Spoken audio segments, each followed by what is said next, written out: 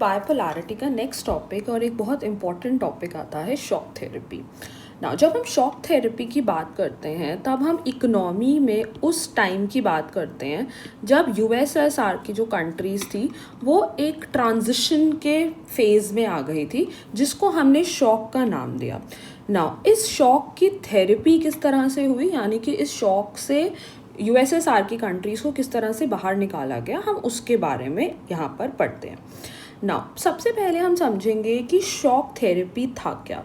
ना जब हम शॉक थेरेपी की बात करेंगे, पहले हम शॉक की बात करेंगे।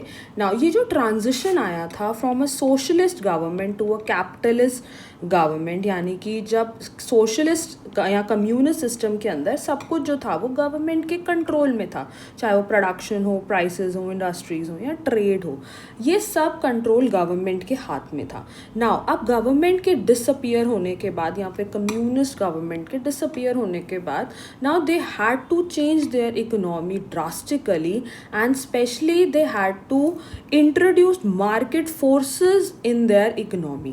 Now ये जो transition आया था from a socialist government to a capitalist government, इसको हमने इकोनॉमी के शॉक का नाम दिया था।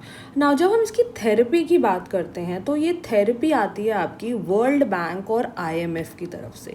ना why? Because they provided at that point of time, international monetary fund और वर्ल्ड बैंक जो थे उन्होंने मनी प्रोवाइड करी इस शॉक को संभालने के लिए। इन कंट्रीज़ को एक, जब आप एक सोशलिस्ट गवर्नमेंट से कैपिटलिस्टिक गवर्नमेंट में जा रहे हो तो आपको जो पहली चीज़ चाहिए वो है कैपिटल, और कैपिटल जो प्रोवाइड करी गई इन सोशलिस्ट कंट्रीज़ को वो थी through IMF and world bank. So this is the reason कि these institutions, your International Monetary Fund and World Bank, they became the primary architect and the funders जिन्होंने shock therapy को enforce किया उस time पर। ना shock therapy एक rapid economic transformation को हम कहते हैं, जहाँ पर कंट्रीज़ जो है उनको इंट्रोड्यूस किया जाता है सोशलिस्ट गवर्नमेंट से कैपिटलिस्ट गवर्नमेंट में। अब ये वही कंट्रीज़ थी जो कि यूएसएसआर से अलग हुई थी, यूएसएसआर के डिसइंटीग्रेशन के बाद बनी थी। नाउ गवर्नमेंट, अब कम्युनिस्ट गवर्नमेंट में क्योंकि सब कुछ जो कंट्रोल है वो गवर्नमेंट का होता है, इकोनॉमिक एक्टिविटीज़, सारी economic activities, production, prices, industries, trade, सब कुछ गवर्नमेंट के कंट्रोल में होता है।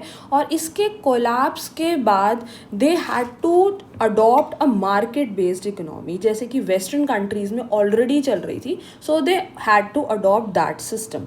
नाउ दिस सडन ट्रांसफॉर्मेशन या जो मेजर ट्रांसफॉर्मेशन जो इकोनॉमी के अंदर आया, इसको हमने शॉक थेरेपी का नाम दिया। ना कुछ फीचर्स हैं जो हमें शॉक थेरेपी के अंदर नज़र आते हैं। ना सबसे पहला फीचर हमारे पास आता है प्राइवेटाइजेशन। एवरीथिंग जो कि गवर्नमेंट के ओन्ड था, इंडस्ट्रीज, बिजनेस, ये सोल्ड आउट हो गई थी प्राइवेट इंडिविजुअल्स और कंपनीज को। सब कुछ जो गवर्नमेंट का था, जो भी फैक्ट्रीज, इंडस्ट्रीज, सब कुछ जो गवर्नमेंट का था वो अब everything would be private. Now government ने क्या किया था, क्योंकि everyone had a share in the government, in the socialist government, तो गवर्नमेंट ने कुछ वाउचर्स जो हैं वो सिटीजन्स को इशू किए थे, और इन्हीं वाउचर्स के थ्रू बिडिंग हुई थी जिससे कि प्राइवेट इंडस्ट्रीज को खरीद सकें। So this was the process that had to be followed. ठीक है। सेकेंड फीचर हमारे पास आता है removal of the price control. पहले हर चीज़ जो थी वो गवर्नमेंट के कंट्रोल में थी, हर चीज़ का प्राइस जो था वो गवर्नमेंट डिसाइड करता था। Now the everything had stopped and market को अपनी प्राइसेस जो थी वो खुद डिसाइड करनी थी। सो प्राइस कंट्रोल का रिमूवल हो गया था। नाउ नेक्स्ट पॉइंट हमारे पास आ रहा है फ्री ट्रेड। अब किसी भी कंट्री के ऊपर कोई रिस्ट्रिक्शन नहीं थी।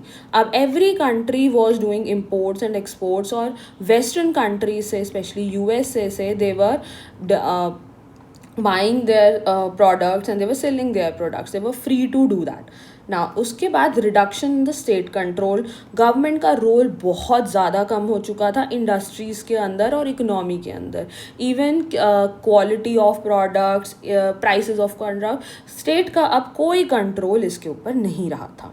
ना इसका एम जो था स्पेशली शॉक थेरेपी का, वो बहुत क्लियर था कि they had to encourage competition, क्योंकि जो अभी तक जो गवर्नमेंट थी, जो सोशलिस्ट गवर्नमेंट्स थी उनके अंदर स्टैग्नेशन आ चुका था इकोनॉमी के अंदर. सो इकोनॉमी को फिर से चलाने के लिए they had to encourage competition, और ये एनकरेजमेंट जो है वो सिर्फ और सिर्फ मार्केट इकोनॉमी से आ सकता था. So they provided this went for shock therapy. Now it result क्या हुआ इसका? It resulted in it created markets. इन्होंने मार्केट्स तो क्रिएट कर दी, लेकिन क्योंकि ये सारा जो प्रोसेस था वो कंट्रोल्ड नहीं था गवर्नमेंट का, तो it had a drastic changes in the society. जैसे कि अनएम्प्लॉयमेंट बहुत ज़्यादा बढ़ गया, इन्फ्लेशन एक बहुत बड़ा प्रॉब्लम आ रही थी, और इनइक्वालिटी हमें देखने को मिल रही थी. Rich were becoming very rich and poor were becoming more poor. Now तो शॉक थेरेपी जो है, एक अगर हम समरी में बोलें तो एक रैपिड इकोनॉमिक ट्रांसफॉर्मेशन को हम शॉक थेरेपी का नाम देते हैं, जो कि एक शिफ्ट था from a socialist government to capitalist government या कैपिटलिस्ट इकोनॉमी. शॉक थेरेपी के कुछ कॉन्सिक्वेंसेस भी आते हैं. यहाँ पे हम 5 कॉन्सिक्वेंसेस को डिस्कस करेंगे. पहला है इकोनॉमिक क्राइसिस.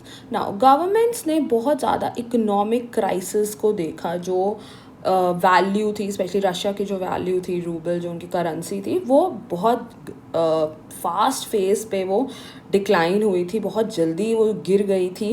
एंड जो आपको जैसे पहले बताया कि जो कूपन्स लोगों के अंदर जो बांटे गए थे ना, दीज कूपन्स लोगों को मिले तो थे, बट इन कूपन्स को लोगों ने यूज़ किया to buy essential goods. That is the reason इस समय जो इंडस्ट्रीज़ थी उनकी कोई जो इंफ्रास्ट्रक्चर था वो बहुत ज़्यादा हैम्पर हो चुका था, जिसकी वजह से ये इंडस्ट्रीज़ एक थ्रो अवे प्राइसेस के ऊपर बेची जा रही थी.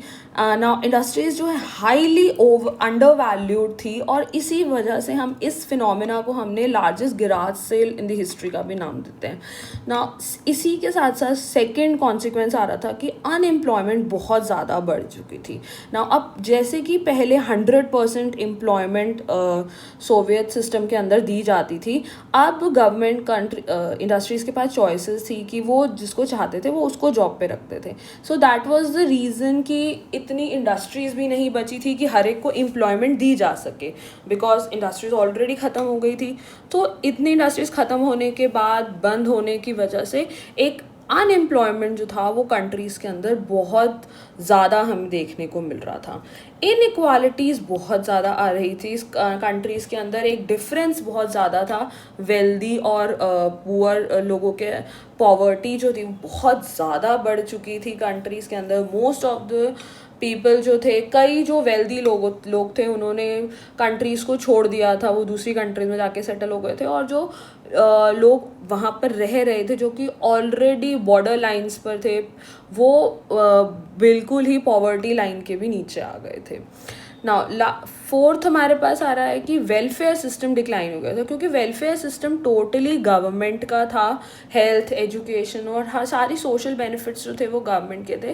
और गवर्नमेंट के डिसअपियर होने के बाद, गवर्नमेंट का सपोर्ट हटने के बाद, कंट्री के अंदर जो वेलफेयर सिस्टम था वो बिल्कुल ख़त्म हो गया था. नाउ फिफ्थ पॉइंट हमारे पास आता है growth of private ownership and market economy.